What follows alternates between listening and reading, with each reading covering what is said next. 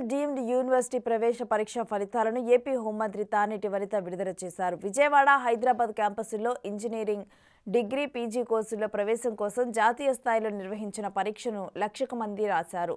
ఈ సందర్భంగా ప్రవేశపెట్టిన ఫలితాల్లో మంచి ఫలితాలు సాధించిన వారికి తానేటి వనిత శుభాకాంక్షలు తెలియజేశారు.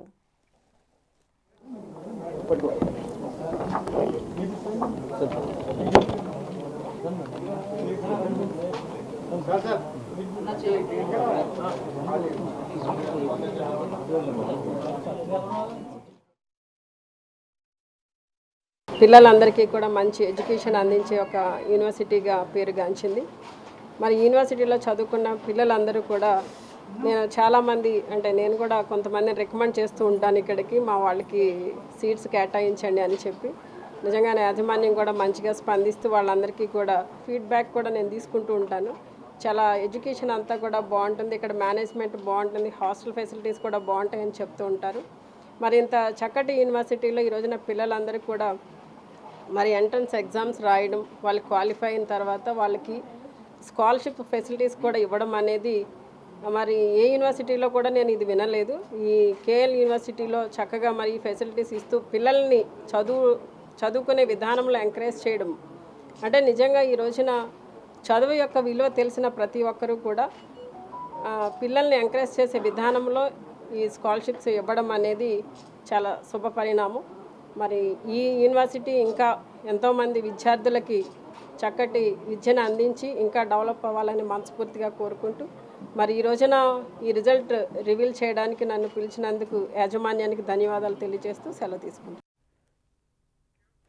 3 దశలుగా ప్రవేశ పరీక్షలను నిర్వహిస్తామని university vice chancellor doctor G Parthasarathi తెలిపారు.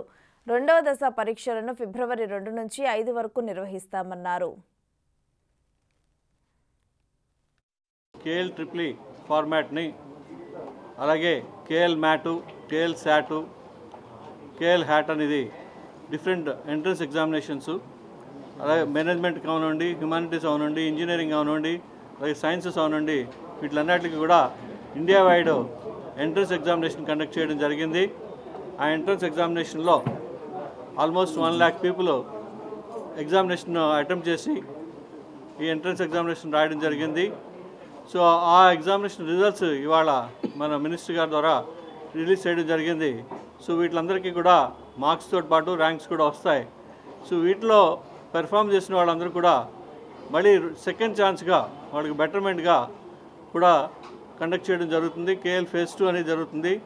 సో ఇక్కడ వచ్చిన మార్క్స్ని బేస్ చేసి అలాగే వాళ్ళు ఇంప్రూవ్ చేసుకోవాలనుకుంటే కేఎల్ ట్రిపుల్ సెకండ్ ఫేజ్ అనేది ఎగ్జామినేషన్ కూడా అటెండ్ అవ్వచ్చు.